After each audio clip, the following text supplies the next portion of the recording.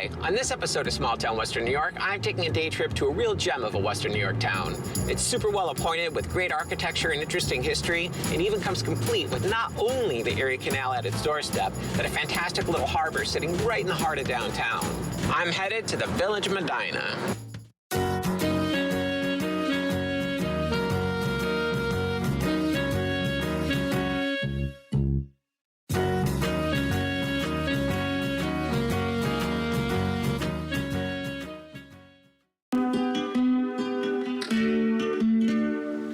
I'm starting my day trip today, not in Medina, but in another hamlet just up the road, that had it not been for the Erie Canal coming to town, may have now been what we see in Medina today.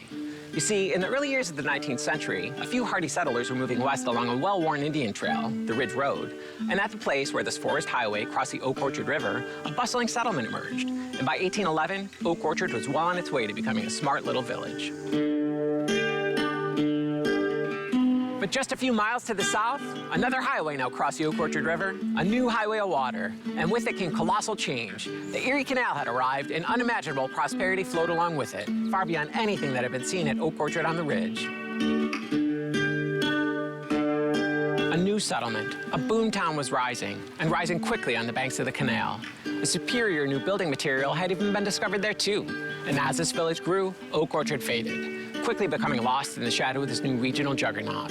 The place where this watered highway crossed the Oak Orchard River was Medina, and the boom of prosperity there seemed unstoppable. Of course, that was a few years ago, and the town has seen its share of ups and downs since.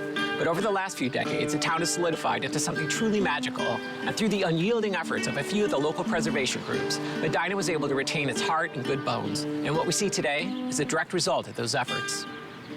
The cornerstone, bad pun intended, of Medina's economy, history, and architectural greatness lies deep in the proprietary sandstone that laid in waiting for centuries, just a few feet under its ground, until it was discovered while the Erie Canal was being dug. And once word began to spread that it made one heck of a building material, the industry began to take off, with Medina sandstone being shipped far and wide for use in the creation of buildings of all types and sizes. I thought it warranted a meeting with Jim Hancock, who I heard knows a thing or two about the stone's history, to give me a quick tour of the Sandstone Museum at City Hall. About 7 years after the canal was completed, Medina was incorporated. What was interesting, too, is that around that time, they discovered sandstone, a deposit of stone. So did they discover that so they were digging the canal and they found it? They digging the canal and they found it. Okay. It's only maybe 4 or 5 feet below surface, there was a stone. Between Medina, Albion, and Holly is where this strata of stone was discovered. Okay. And because it was discovered in Medina, they came up with Medina sandstone. I just wanted to point out a couple of the structures made of Medina sandstone that we hear right here in Medina. Right. That we feel are outstanding examples of quality, longevity, beauty, uniqueness. Mm-hmm. Those are all the qualities that we look for. And in Medina, there's St. John's Episcopal Church, there's the Medina Armory, and there's St. Mary's Catholic Church. Okay. Those are all beautiful examples of Medina sandstone right here in Medina. Yeah, exactly. You don't have to go out of the town. Don't have to go out of the town. And this one in particular is the most recent inductee into the Hall of Fame, and it's the Bent's Opera House, and it's located just a block down the street. Okay. You probably see it. Yep. And what's unique about this is that this building was completed in 1865. Wow. So that means that building has been standing, the Medina Sandstone building has been standing for about 157 years. There's 3 different floors. The first floor now is a restaurant. Okay. The second floor is 10 boutique hotel rooms. Mm-hmm. And the third floor is a renovated opera house. As the tour was wrapping up, Jim was kind enough to hook me up for a quick meeting with Andrew Meyer, who is a seminal, pivotal player in the preservation and restoration of one of the town's most important and well-known buildings, the Newell Shirt Factory.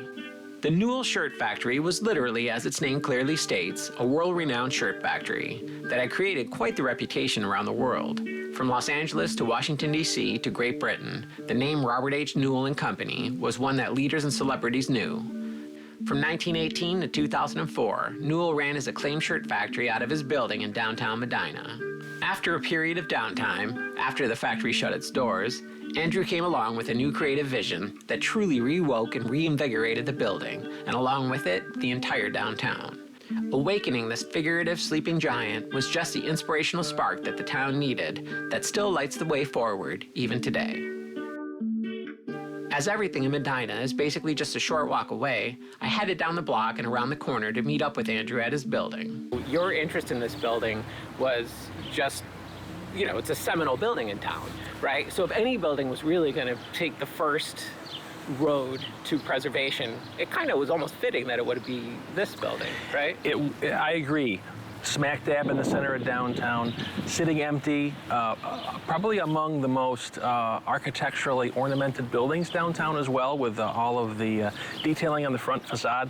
So, and beautiful spaces on the interior with tall ceilings, lots of windows, and windows surrounding the building on all four sides, unlike a lot of the row buildings that are side by side. Well, because it's a factory, and during that period, they needed the natural light in the factory, and it's wonderful that it was preserved that way. That's exactly right. It makes such a statement when you walk in. It does, and it really opens up a lot of possibilities for rehabilitation, because now you have a lot of windows, a lot of space to reprogram in the inside of the building for other uses that have windows. Yeah, and so now you've got the bee garden and the hotel, and so we've got a meadery, the shirt factory cafe, and we've got a hotel in this building. So you really, one business begat three now. That's right, and my private office as well is here, my law office. So it's a true mixed-use structure. Yeah, that's amazing, and what this building represents to me, learning the town, just like the viewers are learning the town, is really the possibilities.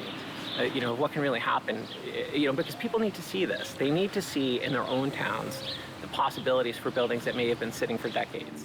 A town's architecture, and ultimately its preservation, plays a vital role in how any town is perceived by not only its residents, but certainly by anyone passing through. From its celebrated sandstone buildings, to its in-town harbor, to the sheer wealth of architectural styles the town has on display. From its main street, through its walkable tree-lined streets, Medina is really something to experience. And thankfully, through the selfless efforts of multiple groups and individuals in the town, it can all be enjoyed and experienced for many future generations to come.